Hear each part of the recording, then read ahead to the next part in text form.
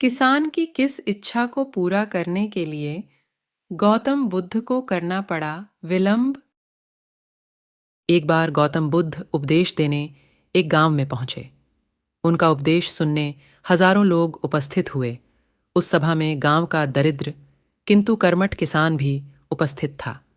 बुद्ध का उपदेश सुनने की उसकी बहुत इच्छा थी, परंतु दुर्भाग्यवश उसका एक बैल खो गया था। वह उसी चिंता में था कि बैल नहीं मिला तो उसका काम कैसे चलेगा। उसका तो पूरा जीवन ही बैलों पर निर्भर करता था। वह धर्म संकट में था कि गुम हुआ बैल ढूंढे या बुद्ध का धर्मोपदेश सुने। आखिरकार उसने बैल को ढूंढने का निश्चय किया और वहां से निकल आया। कृषक के अथक प्रयास से शाम तक उसे बैल मिल गया। दिन भर का थका हुआ और भूखा प्यासा कृषक इसके बाद सीधे प्रवचन स्थल पर पहुंचा। उसने बुद्धदेव को प्रणाम किया। बुद्धदेव ने पहले उसके थके मांदे चेहरे को निहारा और भिक्षुओं से कहा कि इसे भोजन करवाओ।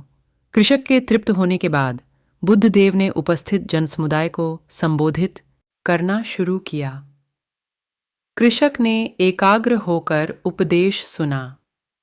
उसके चले जाने के बाद बुद्धदेव ने अपने शिष्यों में कानाफूसी सुनी कि उस कृषक के लिए बुद्धदेव ने विलंब किया।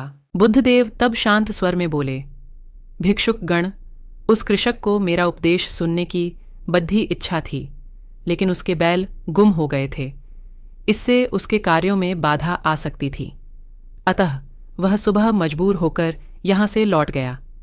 वह अपने लोक कर्म के पालन के लिए सारा दिन भटका और तृप्त होते ही मेरे पास चला आया। यदि मैं उस भूखे को उपदेश देने लगता तो वह उसे ग्रहण नहीं कर सकता था। याद रखो, क्षुधा के समान कोई भी सांसारिक व्याधि नहीं है। अन्य रोग तो एक बार की चिकित्सा से शांत हो जाते हैं, किंतु पेट की आग बुझाने के लिए चिकित्सा रोजाना करनी पड़ती है। एक दिन एक व्यक्ति गौतम बुद्ध को मिलने आया। बुद्ध एक छोटे से बाड़े में अकेले बैठे थे और वह आदमी 2 मुट्ठी फूल लेकर आया था, क्योंकि भारत में अपने गुरु को नमस्कार करने, उनके प्रति अपना आदर दिखने का यह एक सामान्य तरीका है। जैसे ही वह व्यक्ति बुद्ध की ओर आया, उन्होंने उसकी ओर देखा और कहा, इसे फेंक दो। बुद्ध के ऐसा कहने पर वह व्यक्ति सोच में पड़ गया, क्योंकि वह इन फूलों को प्रसाद के रूप में लाया था। बुद्ध उसे इन्हें छोड़ने के लिए कह रहे थे। फिर उसने सोचा, शायद मेरी ही गलती हुई है, क्योंकि मैं इन्हें अपने बाएं हाथ में ला रहा हूं।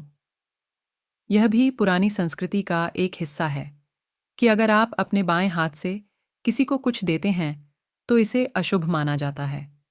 इसलिए उसने अपने बाएं हाथ के फूल गिराए और फिर उचित तरीके से आगे बढ़ा। बुद्ध ने एक बार फिर उसकी ओर देखा और कहा, इसे फेंक दो। अब उसे समझ नहीं आ रहा था कि क्या करे। फूलों में क्या खराबी थी। अब उसने सभी फूल गिरा दिए।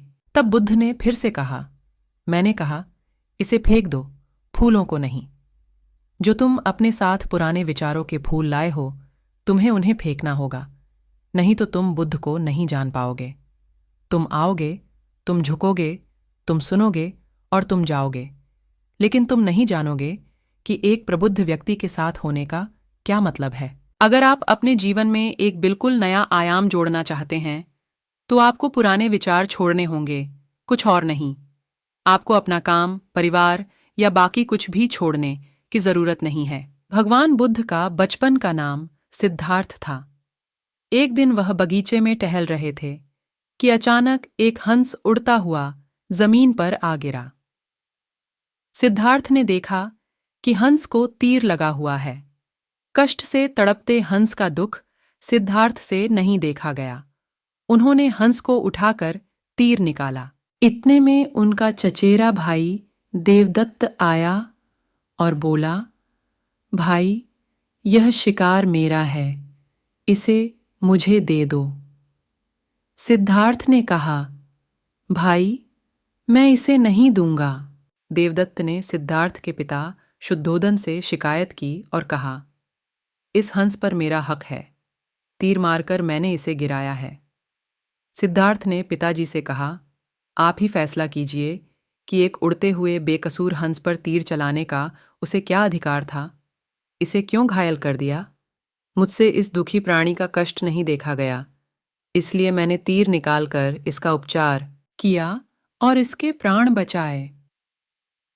राजा शुद्धोदन ने दोनों की बात सुनकर फैसला दिया और कहा, हंस पर अधिकार सिद्धार्थ का है, क्योंकि मारने वाले से बचाने वाला बड़ा होता है। एक बार बुद्ध कहीं प्रवचन दे रहे थे। अपने प्रवचन खत्म करते हुए उन्होंने आखिर में कहा, जागो, समय हाथ से निकला जा रहा है। सभा विसर्जित होने के बाद उन्होंने अपने प्रिय शिष्य आनंद से कहा, चलो थोड़ी दूर घूम कर आते हैं। आनंद बुद्ध के साथ चल दिए। अभी वे विहार के मुख्य दरवाजे तक ही पहुंचे थे कि एक किनारे रुककर खड़े हो गए। प्रवचन सुनने आए लोग एक एक कर बाहर निकल रहे थे, इसलिए भीड़ सी हो गई थी। अचानक उसमें से निकलकर एक स्त्री गौतम बुद्ध से मिलने आई। उसने कहा, तथागत, मैं नर्तकी हूं।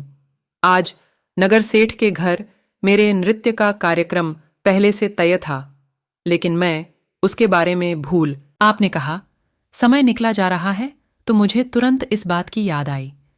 उसके बाद एक डकैत बुद्ध की ओर आया।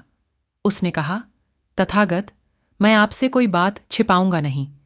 मैं भूल गया था कि आज मुझे एक जगह डाका डालने जाना था, कि आज उपदेश सुनते ही मुझे अपनी योजना याद आ गई। बहुत बहुत धन्यवाद। उसके जाने के बाद धीरे धीरे चलता हुआ एक बूढ़ा व्यक्ति बुद्ध के पास आया। वृद्ध ने कहा, जिंदगी भर दुनियादारी की चीजों के पीछे भागता रहा। अब मौत का सामना करने का दिन नजदीक आता जा रहा है। तब मुझे लगता है कि सारी जिंदगी यूं ही बेकार हो गई। आपकी बातों से आज मेरी आंखें खुल गईं। आज से मैं अपने सारे दुनियारी मोह छोड़कर निर्वाण के लिए कोशिश करना चाहता हूं। जब सब लोग चले गए तब बुद्ध ने कहा, देखा आनंद, प्रवचन मैंने एक ही दिया, लेकिन उसका हार किसी ने अलग अलग मतलब निकाला। जिसकी जितनी झोली होती है उतना ही दान वह समेत पाता है। निर्वाण प्राप्ति के लिए भी मन की झोली को उसके लायक होना होता है। इसके लिए मन का शुद्ध होना बहुत ज़रूरी है।